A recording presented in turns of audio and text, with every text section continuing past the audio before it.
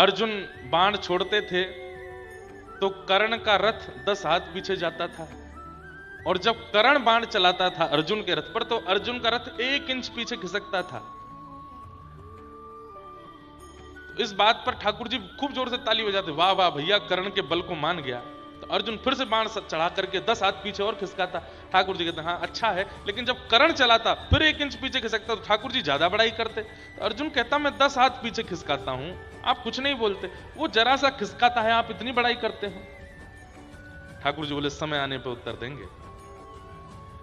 जब महाभारत युद्ध विश्राम हुआ और जैसे ही अर्जुन उतरे, तो अर्जुन का नियम था कि अर्जुन जब रथ से उतरता था युद्ध के बाद में, तो ठाकुर जी पहले उतरते थे और उतरने के बाद में अपने हाथ ऐसे रखते थे रथ के पास और अर्जुन से कहते इस पर पैर रख के उतर जाओ नीचे। तो अर्जुन को एक आध बार तो संकोच हुआ, लेकिन फिर उसको भी आदत सी हो गई, वो रोज ठाकुर जी के हाथ पे ऐसे पैर रख के फिर उतरता।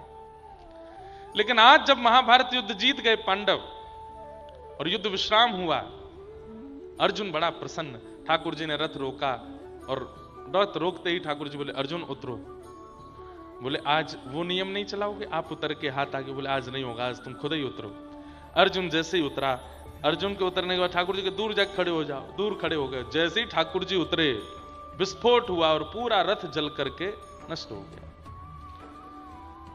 अर्जुन बोला ये क्या हुआ, मैं तो इस रथ को सजाना चाहता था, मैं तो इस रथ को संभाल करके रखता, ये जल क्यों गया, ये विस्फोट कैसा हुआ। ठाकुर जी बोले इतने बड़े बड़े योद्धा कौरव पक्ष के, उन सबके केंद्र बिंदु में केवल तुम्हारा रथ होता था कि इसको तोड़ो, इसको नष्ट करो। अर्जुन यदि मर गया तो महाभारत युद्ध हम जीते ही जाएंगे, लेकिन इन 18 दिनों में एक बाण भी तुम्हारे रथ का बाल बांका नहीं कर पाया, तो इसमें कौन सी बड़ी बात है केशव। अर्जुन बोले, ठाकुर जी बोले बड़ी बात, भीष्म पितामह हरे भरे वृक्ष को यदि क्रोध में देख लेता है ना तो वो वृक्ष सूख जाता है, एक पत्ता नहीं दिखाई देता उसमें। और भीष्म पितामह किसी वृक्ष को यदि प्रेम भर के देख लेते हैं ना तो वो सूखा वृक्ष भी हो तो हरा भरा हो जाता है, इतना तप है उनके पास।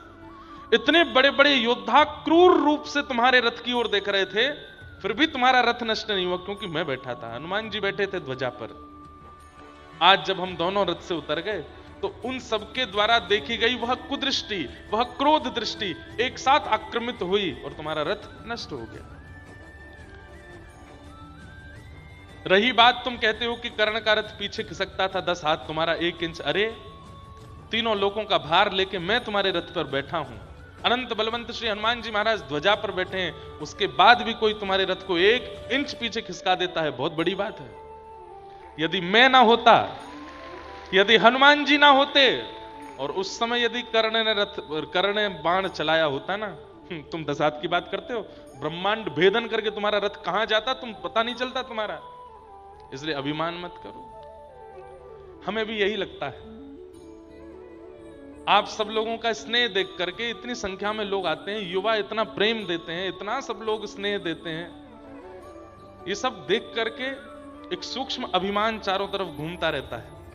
लेकिन तभी नेत्र बंद करके स्मृति होती है हमारे कृष्ण तुल्य पूज्य पिताजी महाराज की और हनुमान जी तुल्य हमारे पूज्य नाना जी की। ये दो हैं